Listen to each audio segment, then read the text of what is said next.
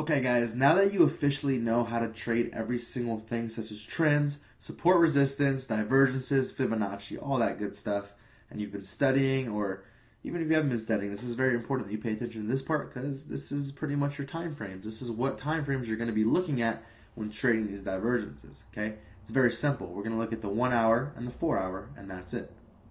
Sometimes the 30 minutes, but most likely never, okay? All you want to do is, make sure you're not messing with the daily, okay? You do want to check the daily to make sure, let's say, for example, let's say you see some divergence, okay? Let's say right here you see some divergence saying to sell. This divergence is bearish, so it's telling you that the market's going to go down. However, let's say you go to the daily, and the daily is showing a huge uptrend that is not pushing down.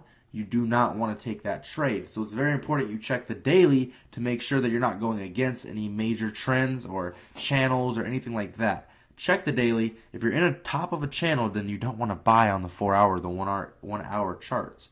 You know what I'm saying? So it's very important you look at those in confluence with the 4 hour and the 1 hour. Other than that, the 4 hour is what we're looking at. Okay, we want to see what kind of trend we're in.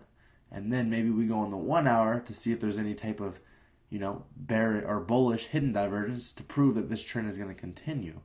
Okay, so we look at the 4 hour and the 1 hour when we look through these setups. It's very, very simple.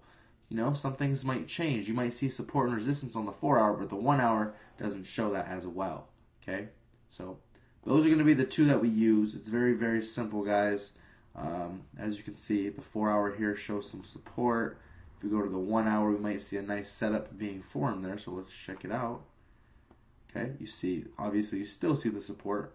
Just looks like more because each candlestick now is 1 hour instead of 4. So this candlestick was 1 hour of data. This candlestick's 1 hour of data, 1 hour of data. If we switch it to the 4 hours, then each candlestick is 4 hours of data. So it's going to condense all of this into smaller bars, basically, and cents. But it's very important that you use both time frames, 4 hour, 1 hour, in confluence with each other, and then always check the daily to see what the main movement is. Okay, we're not going to look at the 30-minute very often, if ever, or the 15-minute or the 5-minute.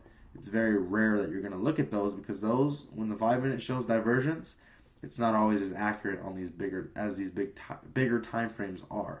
So we use these time frames always. Okay, so when you're backtesting and practicing, demo accounting it, make sure you're using the hourly and the 4 hour, okay?